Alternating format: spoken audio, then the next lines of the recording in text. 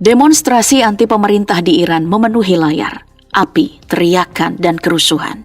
Di sisi lain, klip ancaman Trump yang dingin dan tegas tersebar luas saat mengatakan, opsi yang sangat kuat sedang dipertimbangkan. Di titik inilah ironi mulai terasa. Saat media barat mengulang narasi kekacauan, ada potongan lain yang sengaja tertinggal. Siapa yang menggerakkan? Siapa yang diuntungkan? Dan mengapa waktunya begitu presisi? Apakah ini ledakan spontan kemarahan rakyat atau bagian dari skenario yang lebih besar? Jangan buru-buru menilai.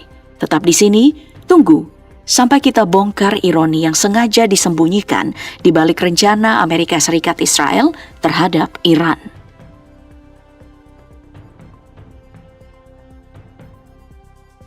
Kerusuhan yang mengguncang Iran kali ini bukanlah letupan kecil yang terlokalisasi, melainkan gelombang nasional yang menyapu seluruh negeri. Aksi protes tercatat terjadi di semua 31 provinsi Iran, menjadikan salah satu tantangan paling luas terhadap pemerintahan sejak gelombang besar tahun 2022.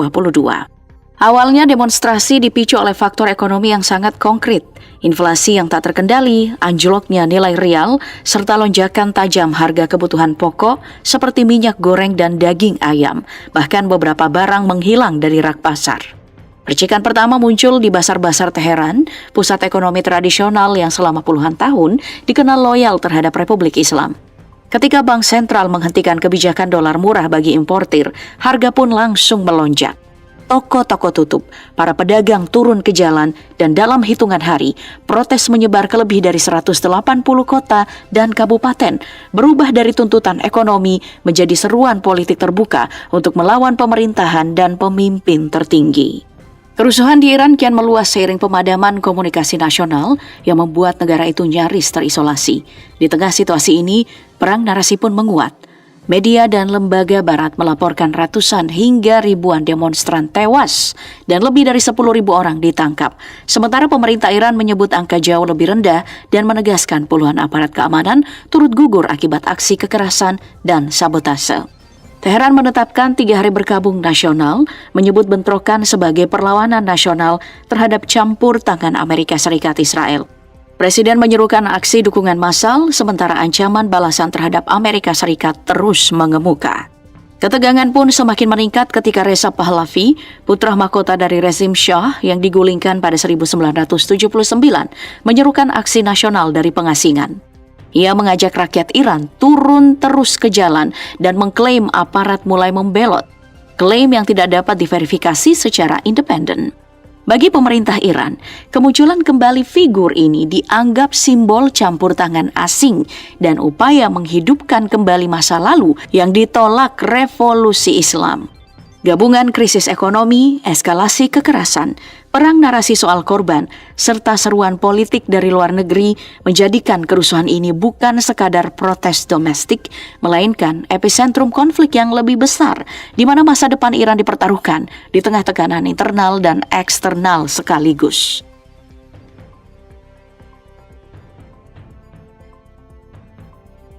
Di tengah meluasnya kerusuhan dan tekanan internal di Iran, arah krisis bergeser ke Washington, tepatnya di ruang rapat Gedung Putih, tempat opsi keras mulai dibahas secara serius.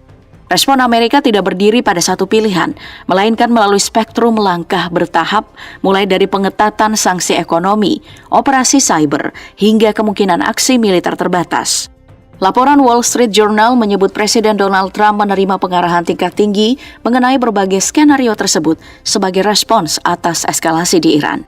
Pertemuan ini melibatkan tokoh inti keamanan nasional Amerika Serikat, termasuk luar negeri Marco Rubio, Menteri Pertahanan Pete Hegseth, dan pimpinan Kepala Staf Gabungan. Namun, pejabat militer senior justru mengingatkan bahwa opsi militer membutuhkan waktu persiapan tambahan, yakni konsolidasi alutsista, penguatan pertahanan kawasan, serta kesiapan dalam menghadapi potensi serangan balasan Iran terhadap pangkalan Amerika Serikat di Timur Tengah. Di dalam negeri Amerika Serikat, suara kehati-hatian juga menguat. Sejumlah senator menilai serangan militer beresiko menyatukan rakyat Iran di belakang pemerintah, bukan melemahkannya. Sejarah intervensi Amerika Serikat di Iran pada 1953 kerap dijadikan contoh bagaimana tekanan eksternal dapat berujung pada konsekuensi jangka panjang yang tidak diinginkan. Meski demikian, sinyal kekuatan tetap dikirim. Pergerakan puluhan pesawat militer Amerika Serikat ke Timur Tengah termasuk tanker dan pesawat angkut berat menunjukkan bahwa opsi militer tetaplah terbuka menunggu momen dan legitimasi yang dianggap tepat.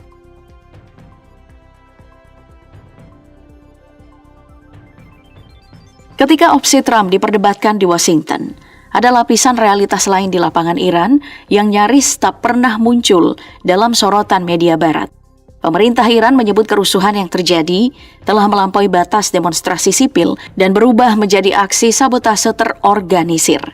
Untuk menegaskan klaim tersebut, Kementerian Luar Negeri Iran secara resmi memanggil Duta Besar Inggris, Jerman, Italia, dan Prancis memutar rekaman kekerasan para perusuh serta meminta negara-negara tersebut menarik pernyataan politik yang mendukung aksi jalanan di Iran. Data resmi yang disampaikan otoritas lokal menunjukkan dampak serius terhadap infrastruktur sipil dan layanan publik. Di Teheran saja, 2 rumah sakit diserang, puluhan bank dan fasilitas ekonomi dirusak, 25 masjid dibakar, markas Basij dan kantor polisi diserbu, serta puluhan mobil pemadam kebakaran dibakar. Bahkan, petugas pemadamnya ikut diserang saat bertugas. Pemerintah Iran menetapkan 3 hari berkabung nasional untuk anggota aparat keamanan yang tewas, menegaskan bahwa korban tidak hanya berasal dari pihak demonstran. Yang hampir tidak pernah diangkat media barat adalah pengakuan para perusuh yang ditangkap. Salah satu pengakuan yang beredar luas menyebut adanya perekrutan bersenjata, pelatihan menembak, dan instruksi untuk menembak langsung ke arah kepala, bukan sekadar merusak properti. Di saat bersamaan, sejumlah pernyataan dan unggahan yang dikaitkan dengan Mossad secara terbuka menyiratkan kehadiran operatif di lapangan dan dukungan terhadap kerusuhan.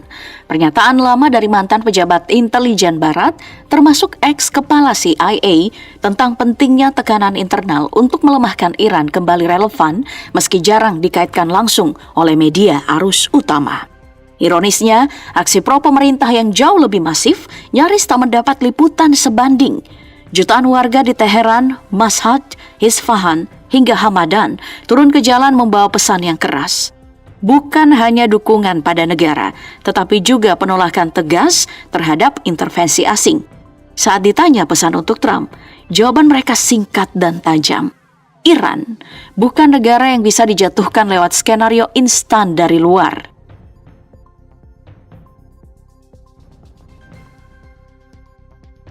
Jika fakta-fakta di lapangan disenyapkan media barat, maka respons Iran justru bergerak ke arah sebaliknya, terbuka, keras, dan penuh sinyal balasan strategis. Di tengah tekanan internal dan ancaman eksternal, Iran memperlihatkan sikap yang jauh dari defensif. Pernyataan berlapis datang dari pucuk kekuasaan negara, yakni ketua parlemen, presiden, hingga pemimpin tertinggi, semuanya mengirim pesan yang sama. Iran siap dan tidak akan menunggu diserang lebih dulu. Ketua parlemen secara langsung menanggapi ancaman Donald Trump dengan peringatan bahwa setiap serangan terhadap Iran akan dibalas, termasuk ke pangkalan militer Amerika Serikat di kawasan dan target Israel. Presiden Masoud Pezeshkian menegaskan garis pembeda yang ingin ditunjukkan Teheran. Ia menyatakan bahwa protes sah akan didengar dan diselesaikan melalui dialog, namun aksi kekerasan yakni pembakaran masjid, pembunuhan, dan teror di jalan disebut sebagai infiltrasi asing yang tidak bisa ditoleransi. Dalam pidatonya, Pezeshkian secara eksplisit menuding Amerika Serikat dan Israel berada di balik eskalasi ini, mendorong kekacauan sambil bersembunyi di balik narasi pembela demokrasi. Nada yang paling keras pun datang dari pemimpin tertinggi Ayatollah Ali Khamenei. Melalui kanal medianya, ia menyamakan Trump dengan Firaun, simbol keangkuhan yang mencapai puncak sebelum jatuh. Pesan ini bukan sekadar retorika religius, melainkan sinyal politik bahwa Iran memandang ancaman Washington sebagai tahap akhir eskalasi, bukanlah awal. Dari sisi militer, Iran menaikkan level peringatan. Kepala Staf Angkatan Darat Mayor Jenderal Amir Hatami secara terbuka menyebut opsi preemptive strike jika retorika dan ancaman terus berlanjut. Ia menegaskan kesiapan tempur Iran kini jauh lebih tinggi dibanding periode sebelum konflik terbaru dengan Israel. Pengiriman kapal perang terbesar Iran dalam latihan laut gabungan dengan China, Rusia, Afrika Selatan, dan Uni Emirat Arab memperkuat pesan bahwa Teheran tidak sendirian. Sinyal teknis juga bermunculan.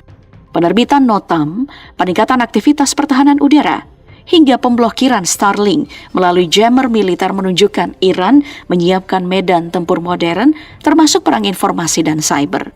Bagi Teheran, ancaman tidak lagi bersifat abstrak. Dan jika garis merah itu dilewati, jawabannya menurut para pemimpin Iran akan datang cepat dan menentukan.